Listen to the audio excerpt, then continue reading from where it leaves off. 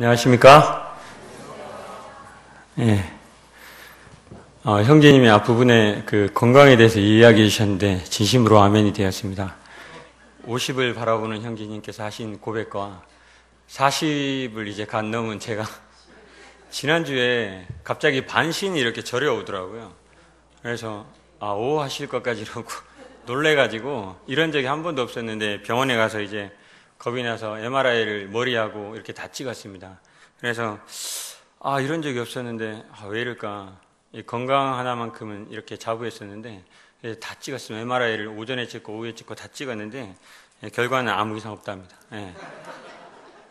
그래서 뭐 이렇게 얘기했더니 40에 넘어갈 때 원래 한 번씩 그런다는 둥 뭐 걱정해서 그렇다는 둥 뭐 이렇게 했는데 신경 쓰고 걱정하는 일이 그렇게 없는데도 이런 일이 일어나니까 건강 관리가 평소에 얼마나 중요한지 생각해 봤습니다.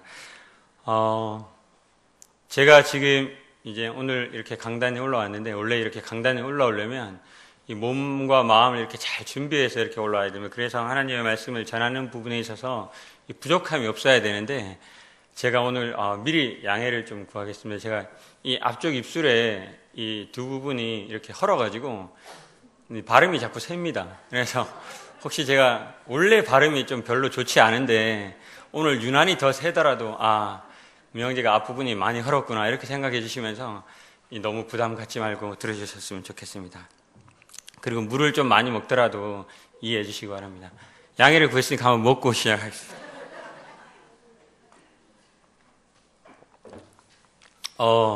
믿으시기 어려울지도 모르겠지만 제가 어렸을 때 상당히 개구장이었습니다.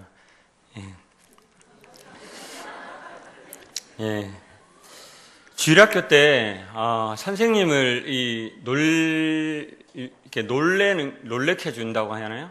너무 재밌더라고요. 지금 제가 어렸을 때 어떤 일이 있었는가 하면 주일학교 때 선생님 앞에서 이렇게 막 찬양을 하고 계시면 다른 데 보고 이렇게 제 쪽으로 딱 오면 제가 미리 눈을 이렇게 뒤집어가지고 이렇게 있다가 선생님이 이렇게 하다가 저를 보고 깜짝 놀라서 중간에 그만두는 이런 일도 있었는데 그런 어렸을 때 이런 기억이 납니다. 그렇게 좀 개구졌는데 선생님이 한날은 이런 질문을 하셨습니다. 성경 인물들 중에 누구를 가장 닮고 싶니? 라고 질문을 했습니다. 그래서 그때 당시에 이런 질문하면 가장 많이 나오는 대답이 뭡니까? 성도님들 누구 닮고 싶습니까? 예수님 가장 많이 나오죠. 그리고 뭐 어린 아이들이니까 어떤 대답이 많이 나올까요?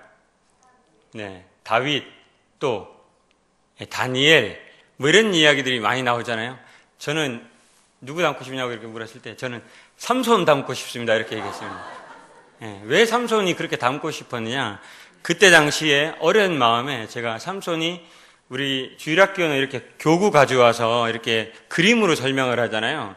이 보면에 삼손이 머리도 장발에다가 이 우락부락한 이 근육과 이런 멋진 남성미를 가지고 있어서 저런 삼손을 닮고 싶다고 이렇게 얘기했는데 지금 생각해보면 참 어처구니 없는 그런 답변이었던 것 같습니다. 이 주일학교에서는 이렇게 인물에 대해서 이제 많은 이야기들을 나누죠.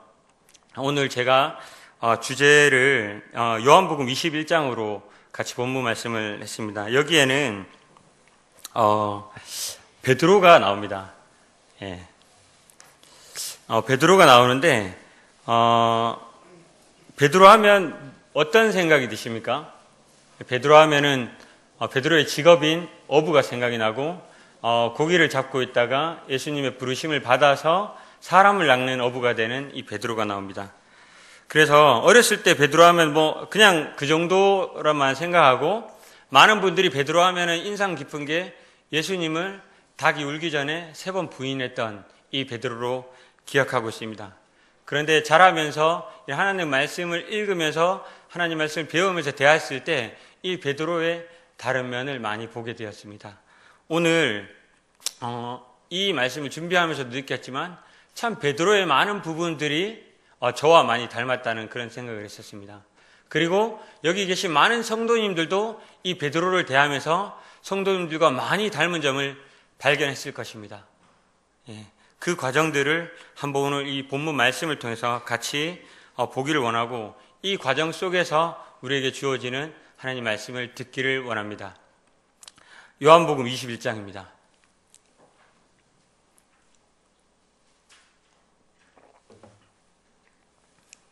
처음부터 제가 읽지 않고 하나하나 찾아가면서 읽어보도록 하겠습니다. 이 요한복음 21장을 한번 보시기 바랍니다.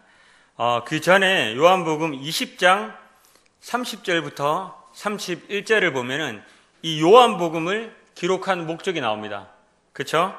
예수께서 제자들 앞에서 이 책에 기록되지 아니한 다른 표적도 많이 행하셨으나 오직 이것을 기록함은 너희로 예수께서 하나님의 아들 그리스도이심을 믿게 하려 함이요 또 너희로 믿고 그 이름을 힘입어 생명을 얻게 하려 함이니라 하면서 이야기가 이 요한복음이 끝나는 것 같습니다. 그렇지 않습니까? 지난주 청년회 시간에 누가복음 15장을 같이 공부를 했었습니다. 그때 탕자 이야기가 나옵니다. 우리가 탕자 이야기하면 아까 형제님 예배 시간에 기도해 주셨는데 돌아온 탕자의 그 부분만 이야기하는데 실제로 우리가 그 누가복음을 잘 보면 15장을 잘 보면 탕자 이야기 말고 그 이야기가 끝나는 것처럼 하지만 그 이후에 밭에 나갔던 형이 되돌아오는 장면이 나옵니다. 이야기가 하나에서 끝나는 것이 아니라 다른 이야기가 이어지는 거죠. 이런 이야기들은 각각의 다른 이야기지만 그 각각의 다른 이야기, 다른 비유, 다른 말씀들이 각각 주어지는 메시지가 분명히 있습니다. 이 요한복음도 마찬가지인 것 같습니다. 이 요한복음도 요한복음 20장에서 이 요한복음이 기록되어진 목적에 대해서 이야기를 하면서 끝납니다. 그런데 갑자기 21장으로 없어도 될 것 같은 이 가려놓아도 빼도 그냥 성경을 이렇게 보는 사람들이 알아보지 못할 정도로 없어도 될 것 같은 그런 이야기가 이 마지막에 21장에 이어지고 있습니다. 21장 1절에 그 후에 예수께서 디베라 호수에서 또 제자들에게 자기를 나타내셨으니 나타내신 일은 이러하니라. 다른 이야기가 이어집니다. 여기에 그 후에라고 기록된 것은 이 글을 쓴 요한이 다른 장면으로 화제를 전환하거나 다른 이야기를 할 때 많이 사용했던 단어라고 합니다. 그래서 이 21장은 확실히 다른 이야기로 이어지는 것이 맞는 것 같습니다. 그리고 예수께서 디베라 호수에서 또 제자들에게 자기를 나타내셨으니 여기에 이 디베라 호수가 나오는데요. 이 디베라 호수는 이 요한복음에만 기록된 명칭입니다. 이 디베라 호수는 어느 호수입니까? 우리가 잘 알고 있는 갈릴리 호수입니다. 그렇게 해서 이 요한복음의 새로운 이야기가 시작되고 있습니다. 잘 아시다시피 사복음서는 예수님께서 이 땅에 오셔서 하신 일을 각각의 다른 관점으로 보고 있는데요. 마태복음은 어떤 관점으로 예수님을 바라보고 있습니까? 왕으로 오신 예수님을 이야기하고 있습니다. 그리고 마가복음은 종으로 오신 예수 그리스도를 나타내고 있습니다. 그 다음에 누가복음은요, 인간으로 오신. 이 요한복음은 신으로 오신 예수 그리스도를 나타내고 있습니다. 이 요한복음이 끝나면서 이 기록된 목적이 끝나면서 21장에 다른 이야기가 이어지고 있다는 것을 제가 말씀드리기 위해서 방금 그런 내용을 이야기를 했었습니다. 이 디베라 호수는 아까 말씀드렸던 대로 갈릴리 호수를 말합니다. 거기서 또 제자들에게 자기를 나타내셨으니 라고 나와 있습니다. 예수님께서 부활하시고 난 다음에 예수님을 여러 번 나타내셨습니다. 여기 20장에도 예수님을 나타내는 부분이 나오는데 예수님은 부활하시고 난 다음에 마리아에게도 나타나셨고 엠마오로 가는 제자들에게도 나타나셨습니다. 이와 같이 자기를 나타내셨는데 여러 번 나타내신 그 가운데 또 한 부분이 이 나타내신 일은 이러하니라 하면서 이 요한복음 21장이 서술되고 있습니다. 거기에 누가 있었습니까? 2절 한번 보시겠습니다. 시몬 베드로와 디두모라 하는 도마와 갈릴리 가나 사람 나다나엘과 세베대의 아들들과 또 다른 제자 둘이 함께 있더니 총 몇 명이 있었죠? 7명이 있었습니다. 그 중에 베드로의 이름이 가장 먼저 나옵니다. 여기서 우리는 이 7명이 이 현장에 있었다는 사실을 알 수 있습니다. 그리고 이 가운데 이제 시몬 베드로가 이야기하고 그 뒤에 이어지는 상황이 이어집니다. 참 드라마와 같은 그런 전개가 이루어지고 이 대사들도 이어지는데 우리 한번 같이 디베라우스에 있다고 생각하고 이 말씀을 한번 보기를 원합니다. 3절입니다. 시몬 베드로가 이제 이야기합니다. 나는 물고기를 잡으러 가노라. 이렇게 얘기를 했습니다. 나는 이제 물고기를 잡으러 가노라. 라고 이야기하니까 옆에 있던 다른 제자들 6명도 어떻게 이야기합니까? 우리도 함께 가겠다. 하고 갔습니다. 제가 여러 주석들을 뒤져보니까 베드로가 나는 물고기를 잡으러 가겠다라고 이야기한 부분에 대해서 의견이 많이 갈립니다. 어떤 분들은 베드로가 물고기를 잡으러 가겠다고 한 것은 자기의 본분을 완전히 망각해버렸다. 이제 모든 것을 포기했다. 그래서 나는 내가 그냥 물고기나 잡으러 가겠다라고 해서 제자들을 선동해서 야, 나 갈 거야 하면서 선동해서 갔다라고 이야기하는 분들도 있고 어떤 분들은 그것이 아니다. 베드로는 지금 예수님을 기다리는 가운데 무언가라도 하고 있기 위해서 갔다라고 이렇게 이야기를 하고 있습니다. 거기에 대해서 어떤 부분이 정확하다라고 말씀을 드리기는 좀 제 입장에서는 그렇지만은 분별하시는 데 따라 다르겠지만은 중요한 것은 그 뒤에 이어지는 이야기인 것 같습니다. 그들은 분명히 물고기를 잡으러 갔습니다. 그리고 원어적으로 봤을 때 이 베드로가 물고기를 잡으러 간다라고 한 것은 단순히 나 지금 낚시하러 갈게 이런 표현이 아니라 나는 지금 물고기를 잡으러 간다. 앞으로도 계속해서 이 일을 할 것이다라는 그런 의미로 이 베드로가 물고기를 잡으러 간다라고 이야기했다라고 합니다. 그런데 여기서 더 중요한 사실은 그들이 베드로와 그 제자들이 배에 올라서 나갔습니다.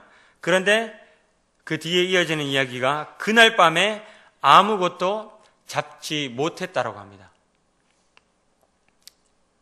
그리고 4절에 이어지기를 날이 새어 갈 때에 예수께서 바닷가에서 서셨으나 제자들이 예수인지를 알지 못하는지라. 생각나는 이 다른 부분이 없습니까? 이 장을 읽으면서, 지금 이 부분을 읽으면서 무언가 생각나지 않습니까? 어떤 부분이 이렇게 오버랩 되지 않습니까? 예. 예수님께서 제자들을 처음 부르셨던 그 장면과 많이 유사합니다. 그리고 그날 밤에도 예수님께서 베드로와 이 다른 제자들을 부르셨던 그날 밤에도 이와 같은 일들이 있었습니다. 이들이 밤새 고기를 잡았지만 고기를 잡을 수 없던 그런 상황과 일치하고 있습니다. 날이 새어갈 때에 예수께서 바닷가에 서셨으나 제자들이 예수인지를 알지를 못했습니다. 새벽이 다가왔습니다. 5절에 예수께서 이르시되 얘들아 이렇게 예수님께서 부르셨습니다. 너희에게 고기가 있느냐? 제자들이 대답했습니다. 이들이 예수님이 누군지 못하고 모르고 대답했습니다. 뭐라고 대답했습니까? 없나이다. 여기서 얘들아라고 부르셨습니다. 얘들아. 이 얘들아라는 말은 원어적으로 봤을 때 테그니아라고 합니다. 이것은 소자들아라고 이렇게 부르는 명칭이라고 합니다. 아주 평민들 사이에서 쓰여졌던 친근한 어조로 부를 때 사용되어지는 이런 호칭이라고 합니다. 얘들아. 이것은 이 평민들 사이에 쓰여질 때 내 아들아 라는 이런 어감으로 얘들아 이렇게 쓰여지는 호칭입니다. 예수님께서 이 제자들을 얼마나 치근하게 생각하셨는지를 이 호칭에서 알 수 있었습니다. 예수님께서는 밤이 왔도록 이 새벽이 다가오도록 이 물고기를 잡지 못하고 있었던 이 제자들을 향해서 얘들아 라고 부르셨습니다. 그리고 이들에게 물고기가 있느냐라고 물었습니다. 이것은 예수님이 몰라서 그냥 지나가다가 오늘 물고기 좀 잡았어요 이렇게 묻는 것이 아닙니다. 이 있느냐라고 물어봤던 이 있느냐의 이 원어적인 어문에서 나오는 이 뜻은 없는 것을 알고 있는 이 부정을 뜻하는 이 원어적인 이 물음이었는데 예수님께서는 그것을 물고기가 없는지 이미 알고 물고기가 있느냐라고 물으셨던 것입니다. 제자들이 물고기를 잡지 못하는 상황을 예수님께서는 정확히 알고 계셨습니다. 쉽게 이야기하면 이들은 물고기를 잡으러 갔지만 물고기를 잡지 못하고 있는 상황이었습니다. 이들의 전체적인 상황이 어떤 상황입니까? 이 베드로를 포함한 이 제자들의 전체적인 상황이 어떤 상황이었습니까? 지금 이들의 마음이 어떠했습니까? 특별히 이 베드로의 마음이 어떠했을 것 같습니까? 한번 상상을 해보시기 바랍니다. 6절에서 계속 이어지겠습니다. 이르시되 그물을 배 오른편에 던지라. 그리하면 잡으리라 하시니 이에 던졌더니 물고기가 많아 그물을 들 수 없었더라. 아까 언급드렸죠. 예수님께서 이들을 처음 부르셨던 이 장면과 일치합니다. 그때도 예수님께서 밤이 맞도록 이 물고기를 잡지 못하는 이 제자들에게 물고기를 잡기 위해서 그물을 던져라 했을 때 베드로가 뭐라고 했습니까? 나 여기 전문가야. 나 이 갈릴리 호수에서 정말 오랫동안 이 물고기를 잡았는데 그런데 한 마리도 잡지 못했지만 던지라 하니까 던집니다 해서 던졌는데 어떻게 되었습니까? 그물이 찢어졌습니다. 그때 베드로가 뭐라고 이야기했습니까? 나는 죄인입니다. 떠나가 달라고 했습니다. 이 장면도 지금 흡사한 장면입니다. 이들이 실패했습니다. 그리고 예수님께서 그들은 예수님을 인지하지 못했지만 예수님께서 그물을 던지라고 했고 그들이 예수님의 말대로 그물을 던졌을 때 어떠한 일이 일어났습니까? 밤새도록 잡지 못했지만 놀랍게도 그물에 물고기가 정확하게 이 요한은 기록하고 있습니다. 153마리가 잡혔다라고 하고 처음 장면과 다른 장면이 그물이 찢어지지 않은 상태였습니다. 그때 누가 먼저 이 예수님이라는 사실을 인지했습니까?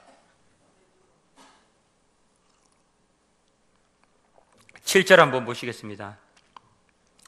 예수께서 사랑하시는 그 제자가 베드로에게 이르되 주님이시라.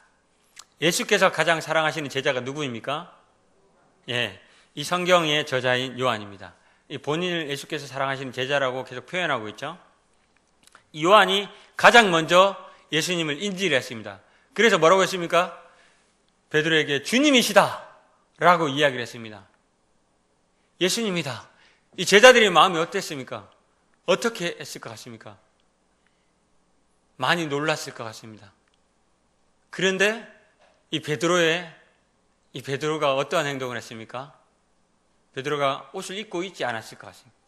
이 겉옷을 이렇게 입다가 두른 후에 바다로 뛰어내렸습니다. 이 말씀만 봐도 우리는 베드로를 잘 알 수 있습니다. 베드로가 얼마나 성격이 급한 사람인지, 그리고 베드로가 얼마나 남들의 이목을 생각하지 않는지, 베드로가 얼마나 자기중심적인지 그런 사람인지 우리는 이 장면에 봐서도 우리가 알 수 있습니다. 베드로는 아무도 생각하지 않고 아랑곳하지 않고 주님이시라고 하니까 그 주님을 보기 위해서 옷을 여미고 뛰어들었습니다. 그런데 8절 보시겠습니다. 다른 제자들은 육지의 거리가 불과 한 50칸쯤, 약 90m 되는 그 거리에서 작은 배를 타고서 물고기를 든 그물을 끌고 와서 육지에 올라와서 보니 숯불이 있는데 그 위에 생선이 놓였고 떡도 있더라. 10절에 예수께서 이르시되 지금 자를 생선을 좀 가져오라 하시니 올라가 보니까 누가 있었습니까? 예수님께서 그곳에 계셨습니다.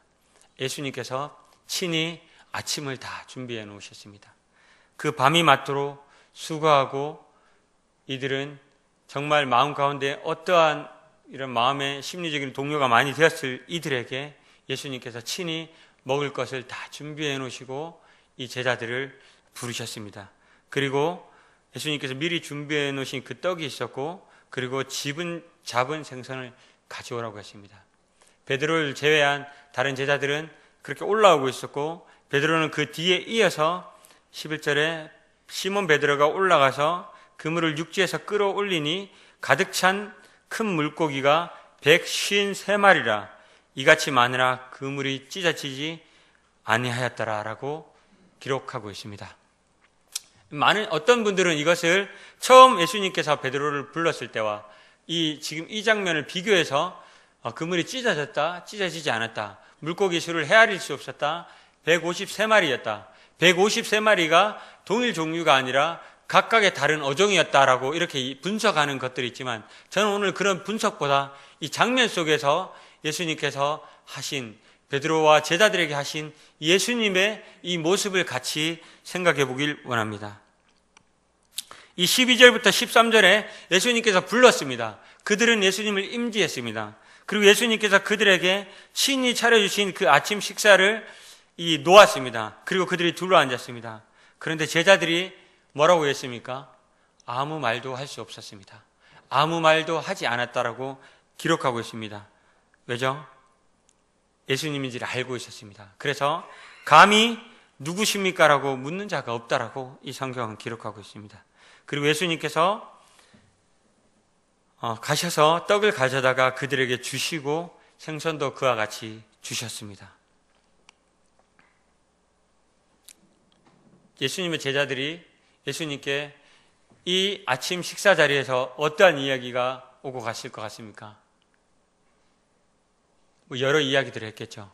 저는 한번 상상해 보았습니다. 이 디베라우스에서 이 물고기를 잡다가 이렇게 불러온 제자들에 대한 입장에서 그 옆에 내가 서 있었다면, 올라갔다면 제자들이 무슨 말을 했을까 한번 상상을 해보았습니다. 이런 말 하지 않았습니까? 이런 말 할 것 같지 않았겠습니까? 아, 예수님, 제가 실은 예수님 이렇게 했는데요. 구구절절한 자기의 변명들을 예수님 앞에 내어놓지 않았겠습니까? 아마 넋두리도 했을 것입니다. 저희가 정말 도망갔는데요. 정말 도망가고 싶어서 그런 게 아니라 너무 무서워서 그랬습니다. 라든지, 아니면은 그럴 수밖에 없었던 그런 상황이었습니다라든지, 여러 가지 이런 넋두리들을 했을 것 같았습니다. 그런데 예수님께서는 이들에게 어떻게 하셨습니까? 그 뒤에 예수님과 베드로의 이 대화 장면에서 예수님께서 이들을 어떻게 하셨는지를 알 수가 있었습니다. 그리고 그 후에 예수님께서는 15절부터 이어지는 이런 장면들이 이어집니다. 15절부터 17절에 식사 후에 예수님께서 이제 베드로에게 이야기하십니다. 요한의 아들 시몬아. 예수님께서 처음 베드로를 부르셨을 때 호칭이 어떤 호칭이었습니까? 방금 이와 같은 똑같은 호칭이었습니다. 요한의 아들 시몬아, 내가 다른 사람들보다, 여기서 다른 사람들이라고 하는 것은 여기 있는 다른 제자들보다 나를 더 사랑하느냐라고 예수님께서 베드로에게 물으셨습니다.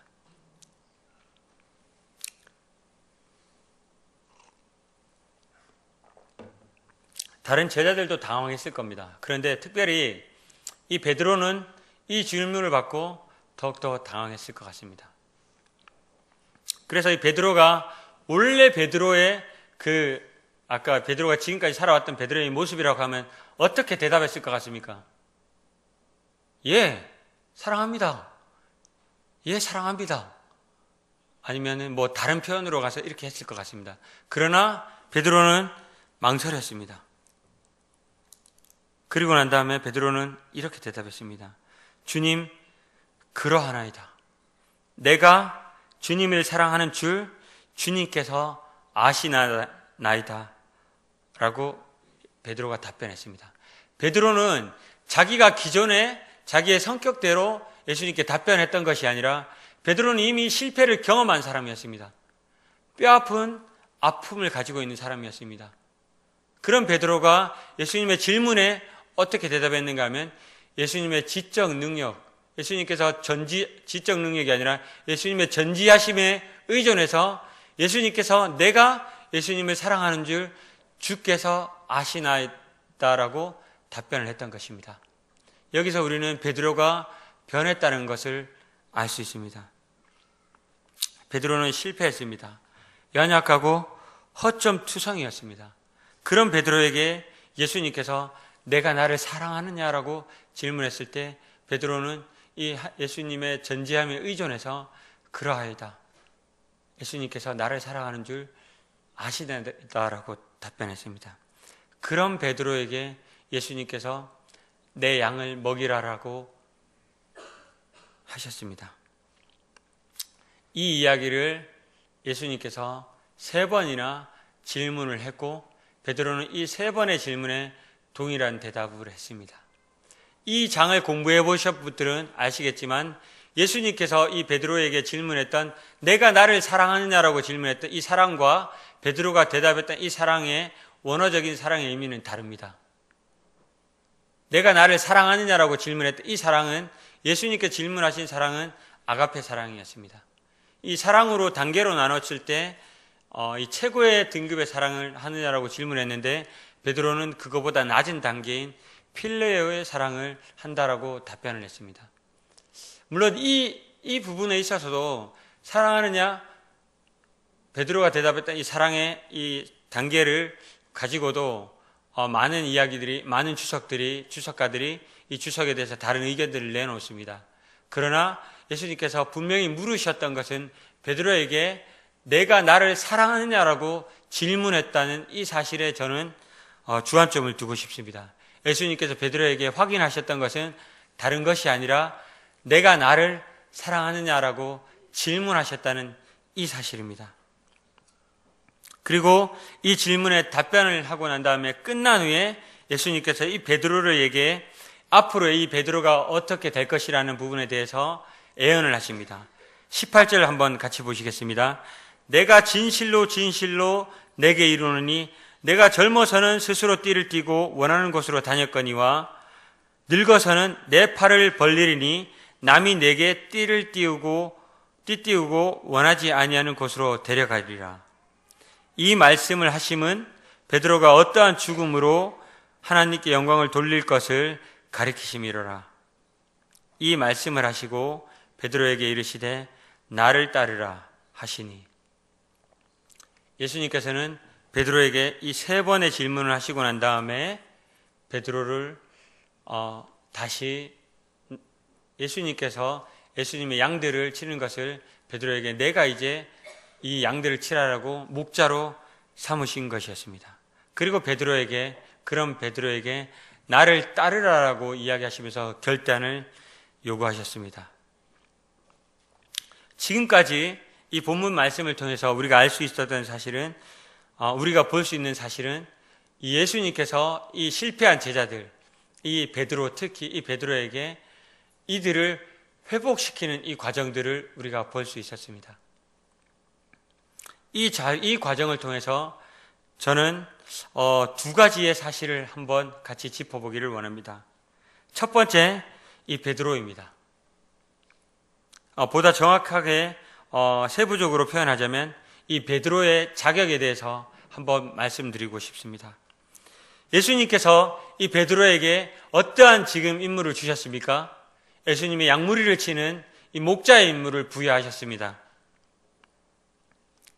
이 베드로에게 이 예수님의 양무리를 칠 수 있는 이 목자의 자격이 있다고 생각하십니까?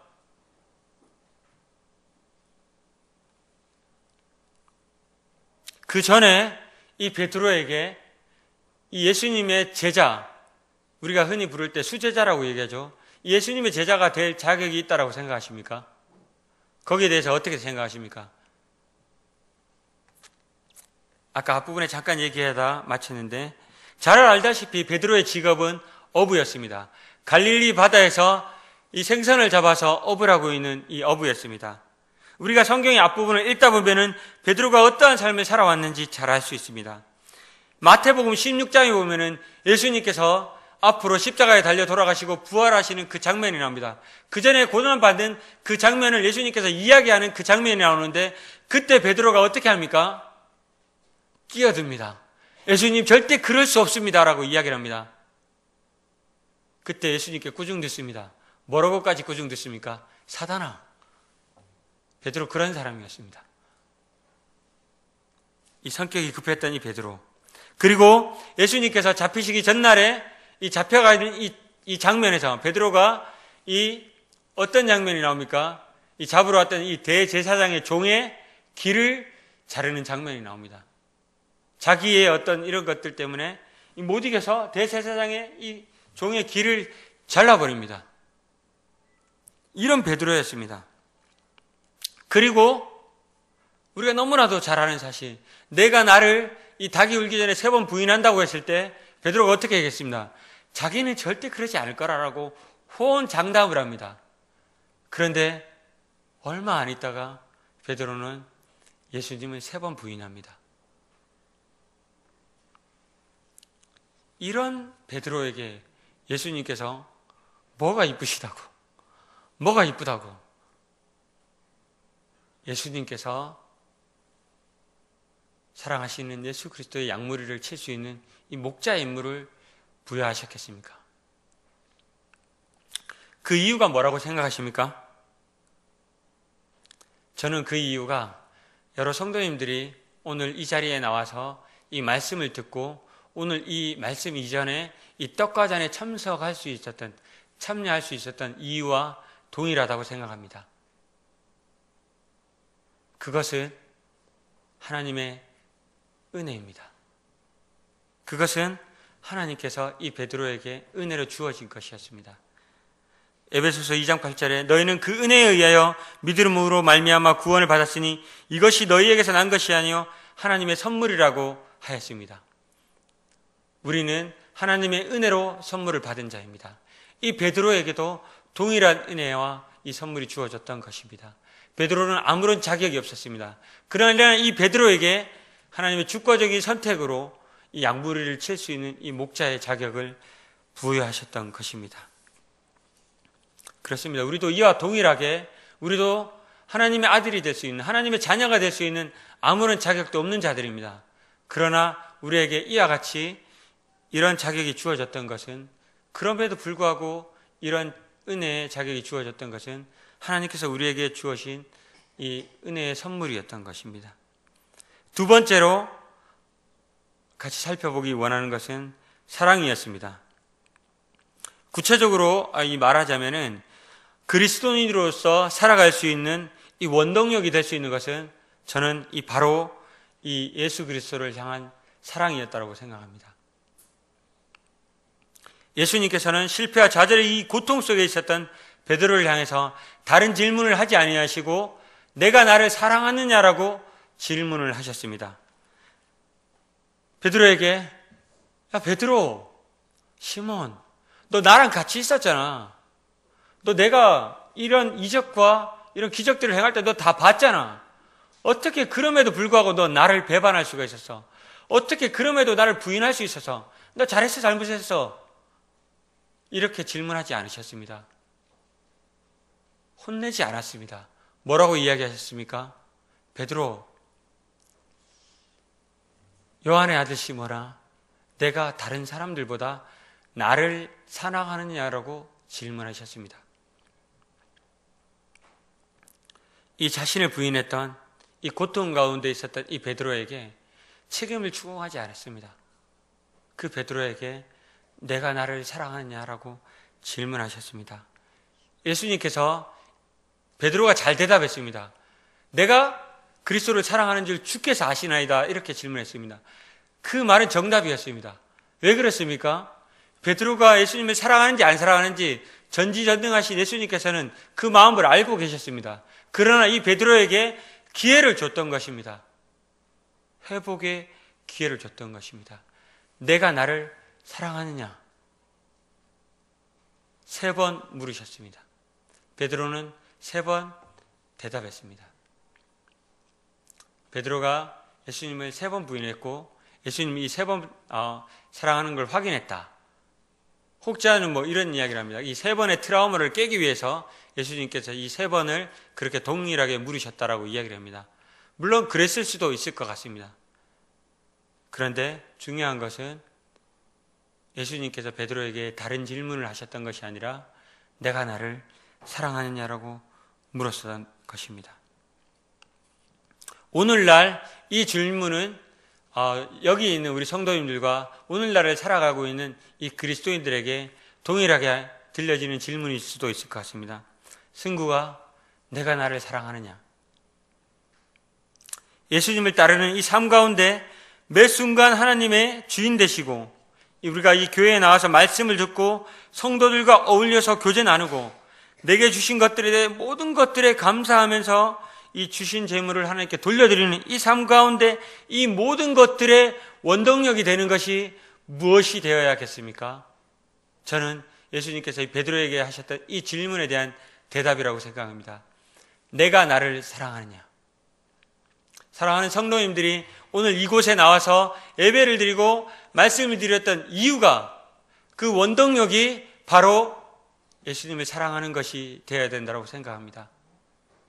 그리고 다른 성도들을 사랑할 수 있는 그 원동력이 바로 예수님을 사랑하는 것이 되어야 된다고 생각합니다. 그리고 여러분들이 열심히 일해서 하나님께 예물을 돌려드릴 때 그 모든 것들의 원동력이 예수님을 사랑하는 것이 되어야 된다고 생각합니다. 예수님께서는 베드로에게 다른 것을 요구하시지 않았습니다. 다른 것을 확인하시지 않았습니다. 단지 베드로에게 내가 나를 사랑하느냐라고 질문하셨습니다. 그것이 이 베드로가 앞으로 겪게 될 그 경험, 그것을 베드로가 앞으로 일어난 일들에 대해서 가장 중요한 원동력이 될 수 있었던 것이었습니다. 그것이 바로 이 예수님을 사랑하는 것이었습니다. 그렇게 됐을 때 예수님께서 이 베드로에게 내 양을 먹이라고 하셨고, 앞으로 베드로가 겪게 될 것들에 대해서 이렇게 이야기를 하셨던 것입니다. 저는 우리 성도님들이 진심으로 이 예수 그리스도를 사랑하는 삶을 살기를 원합니다.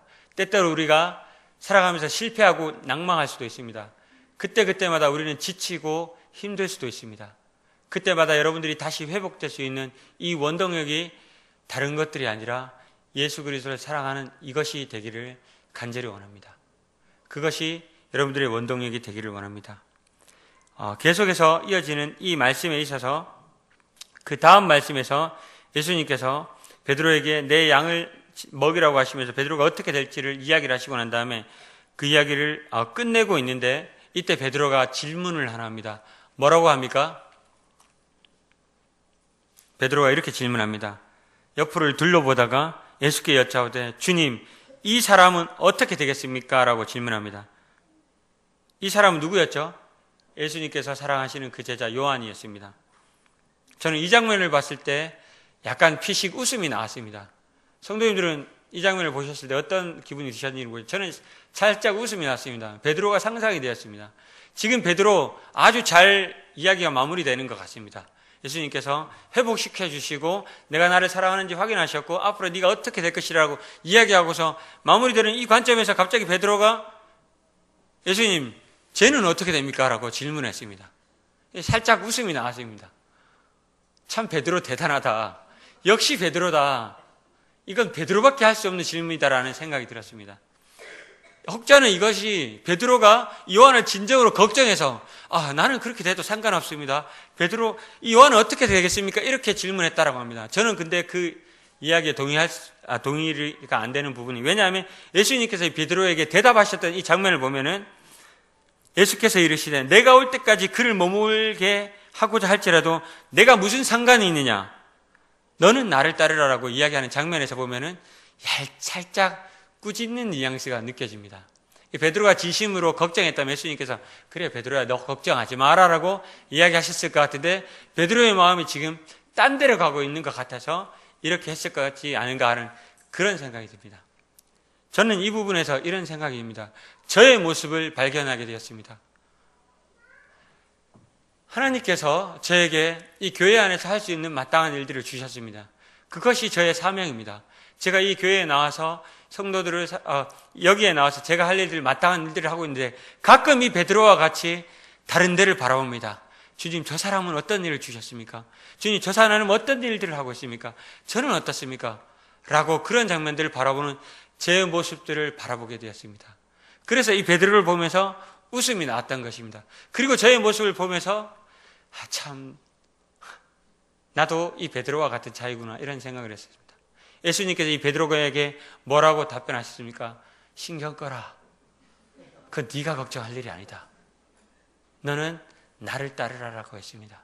때때로 저는 이와 같은 상황에서 다른 사람들을 이 다른 사람에게 궁금해하고 그들이 무엇을 하느냐라고 생각하면서 때때로는 그들을 분별을 했었습니다. 좋게 이야기하면 분별이고 나쁘게 이야기하면 판단을 했었습니다. 주님, 저는 이 일을 하고 있습니다. 저 사람들은 저 일을 하고 있습니다. 저 일이 더 값진 것입니까?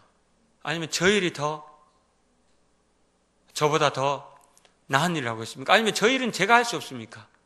이와 같은 비교하는 부분들이 있었습니다. 그런데 예수님께서 이 메시지를 통해서 다시 한번 저에게 이야기해 주셨습니다. 승구가 신경 꺼라. 그거 네가 생각할 일이 아니다. 너는 나를 따르라. 나를 사랑하느냐? 내 양을 치라. 승구가 나를 사랑하느냐? 그러면 내가 너에게 이야기한 것을 해라. 다른 사람에 관한 것은 내가 알아서 하겠다.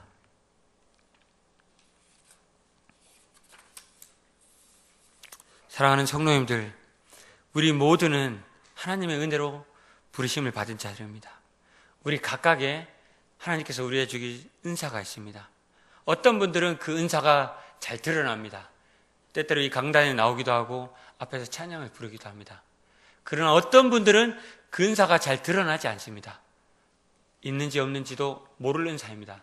그러나 주님 나라에 가면 그 은사대로 그 상급이 다 주어질 것입니다. 비록 우리가 여기서 그 은사를 알 수는 없습니다.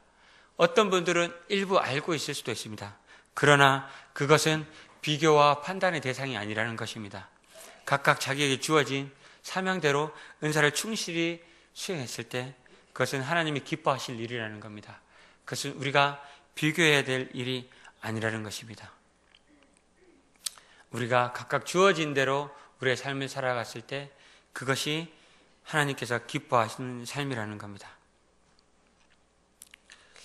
오늘 저는 이 요한복음 21장을 통해서 세 가지를 말씀을 드렸습니다. 첫 번째로 베드로와 같이 우리는 아무런 자격이 없는 자였습니다.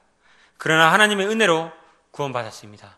우리는 그 사실을 기억하고 감사하는 삶을 살아야 할 것입니다. 두 번째로 그리스도인으로서 이 세상을 살아가는 이 원동력이 다른 것이 되는 것이 아니라 이 그리스도를 향한 이 사랑이 되어야 된다는 것입니다. 이 베드로에게 질문했던, 베드로를 회복하기 위해서 예수님께서 질문하셨던 그 질문대로 이 베드로가 대답했던 대로 우리는 예수 그리스도를 향한 이 사랑으로 우리의 삶을 살아갔을 때 우리가 다른 어떠한 어려움과 우리가 실패와 좌절을 맛보게 될다 할지라도 그리고 어떠한 상황에 있다 할지라도 우리는 그리스도를 사랑하는 그 마음으로 우리는 이 삶을 살아갈 수 있다는 것입니다. 마지막으로 다른 성도들과 나의 것을 비교하거나 판단하지 말고 내게 주어진 사명에 집중해서 이 삶을 살아가기를 원합니다. 이 오늘 들은 이 말씀을 기억하시면서 이 은혜 누리는 삶을 사는 우리 성도님들이 되길 바라며 기도하고 마치겠습니다.